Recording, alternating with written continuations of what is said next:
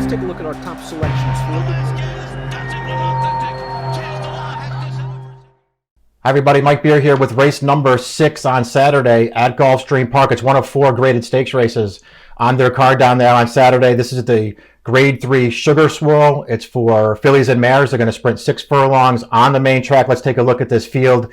Only 6 horses entered, but you can see that they're pretty tightly bunched here as far as the morning line is concerned. They don't really have a standout in here. Odds ranging only from 5-2 up to 8-1 as the longest shot on the board. A lot of different ways to go. It does feel like there are a few horses in here in the 2 morning line favorites, the number 3 Golden to Me and the 5 Cinnabunny. They are 2 3-year-old fillies who come in here on a real roll right now. Golden to Me's only run twice. She's won both of those races. She's looked really good winning both times. She has a nice pedigree for a very good trainer. It just feels like she has a lot of quality to her. We'll see. They're going to step her up here for the first time to face some better horses and see if she can handle it. But she's looked really good winning her first 2 starts. And Cinnabunny has won 2 in a row, 4 of 6 in her career. She's getting a trainer change here to trainer Brad Cox after an apparent private purchase following her most recent win. So we'll see what she does in here. She's also stepping up in class with speed. Number 2, Ladies Island. She's the one who it feels like could ultimately, we'll see how the wagering all shakes out, but she could ultimately go favored in this race. I don't see why anyone would be afraid to take a chance with her. She's been around for a long time. All she does is show up and win. She won this race last year by very easily by over 6 lengths with a 90 Beyer speed figure. She's 16 for 33 lifetime. All she does is run. She has a ton of early speed. So, yeah, the 2 horses that we already mentioned, the 3-year-olds, the 3 and the 5, they're both horses who so far have been at their best when they're using their speed early, and it's not going to be easy to get the early lead from Ladies Island along those lines. Let's take a look at the Timeform US Pace Projector because that's what they think as well. They think that Ladies Island, the number 2, is the fastest of these horses early and will be out there on the early lead. It's pretty hard to argue with that. That is Ladies Island's running style. She's a very fast horse early. I guess we'll just see what she does here because I think there is a way to look at her and feel like that her recent form is not her best form. The last time we saw her was in early October at Keeneland in a grade 2 race down there. She did not run well. She did make the early lead, but was really no match for that field in the midst of Biz. The horse that won the race actually just sort of made an early move to take over from Ladies Island, and Ladies Island did not run close to her best race that day. A very disappointing performance at only 5-2 odds. Even her race 2 starts back in the Honorable Miss, she ran second, and she wasn't, badly beaten that day, but it was hard to really make an excuse for her that day. She had the best speed. She cleared to the early lead just like she wants to be. Jose Lozcano kept her away from the rail throughout the running. I'm not sure what that was about. It left plenty of room for Come Dancing to rally along her inside through the stretch, but this horse, while she was very game in that race, she was just finishing evenly. You could tell she was never going to hold on. All in all, it wasn't, necessarily a great loss for her. So we'll see. Her good race makes her very, very tough in here. Again, she's the defending champ in this race. I'd be a little concerned about her recent form, especially in a race like this where there's other speed for her to have to contend with. The horse down on the rail, Sound Machine, is another 3-year-old filly in this race. She looks like she's in pretty tough here. She's going to have to improve. We'll see what she does. She does seem to like Gulfstream Park. She's run some good races. She was a stakes winner over this track, but she's a little slow on the way in. She has the right running style for this race. If they hook it up early and really go at it, she could sit it out and make a run into this race. We'll see if she takes the step forward that she needs to take.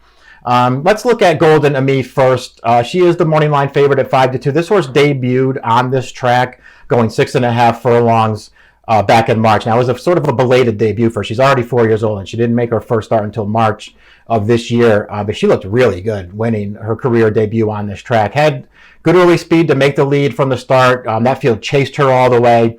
She was never letting them into the race and was much the best winner at the end. She did not run again after that until November 14th. That was back up at her home base at Woodbine. Let's take a look at that race right now. This is an allowance race against older horses. And once again, she had the best speed from the start. She managed to make her way to the early lead and get control of this race early. She went very strongly around the turn while that field chased her, and you can see through the stretch. Just once again, shaken up a little bit by her rider when they got into the stretch, and she gave that field no chance. Ridden out at the end, very impressive, 94 Beyer speed figure. This filly has a lot of pedigree for a very good trainer. She looks very good. This is a nice test for her. I don't think it's the kind of graded stakes that you would think came up too tough for her. It feels like they found a good spot to test her in a graded stakes race, and I think this filly has a lot of talent. We'll see if she can do it. If for some reason she doesn't make the early lead in here, and it might be tough for her to do that, we'll see if she can run her best race without making the early lead, because that feels like it could be a real question for her. Number 4 is Bronx Beauty. She is the longest shot on the board. There were a couple of races that she ran last summer, back in 2019, that suggest that she could, go with horses like this. She won a couple of stakes races at Penn and Delaware with competitive buyer speed figures. And after that, it just feels like she still held her form. Her races were fine. They just, turned out to not be fast races. Ladies Island handled her pretty easily in that Sugar Swirl that we talked about down here last December. And then this filly came back and they tried the grade 2 inside information. She did not run well again. So far, when they've brought her down to Gulfstream Park, she has not run her best races. That could be a concern. But she's got the right running style for this race. If they're going to run it at a fast pace, she can sit and make a run into it, and that could certainly help her chances. I want to go back to her most recent win. We have a replay of that. This is 3 starts back in September at Monmouth Park. It's the Regret Stakes. And this is, sort of what I'm talking about. She just had a really nice trip off the pace in this race. Came 3-4 wide around the turn up to challenge the leaders. And, I like the way she took this race over. And, even with Royal Charlotte, who's, had some nice races for Chad Brown, making a strong run in around the outside. I like this horse. Went gamely to the front and then had a good finish, sort of pulling away from that horse. That I like this performance from her. It wasn't a fast race, only an 82 buyer, but she ran well. She came back in her next start at Pimlico. Very game, could not quite get up. I thought she ran fine in that race as well. And then she caught a sloppy track at Aqueduct in her next start. I don't know. She's going to have to maybe run a little bit faster, but I didn't think she was impossible in here. And if she is the longest shot on the board, I can see using her. Luis Saez takes over. There's nothing wrong with that either.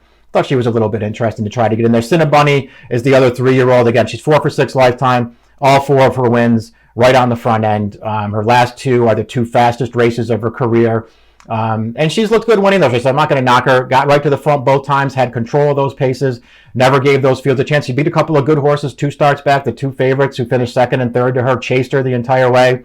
One of those is Portal Creek, who came back last weekend at Aqueduct and ran a very close 2nd in a graded stakes race going a mile. So she beat a pretty good field 2 starts back and then won easily again last time. Again, privately purchased since then. Brad Cox takes over. I guess that could make her dangerous in here. Irad Ortiz is going to ride her. We'll see what she does. I don't know if I, necessarily loved her in this race, but she certainly has a real chance to win this race. We can take a look at the top picks in the race now, because I am going to just stick with Golden and Me. I realize the challenges in front of her here as far as the pace and maybe the level up here in competition goes, but I just think she's looked really good winning her first 2 starts.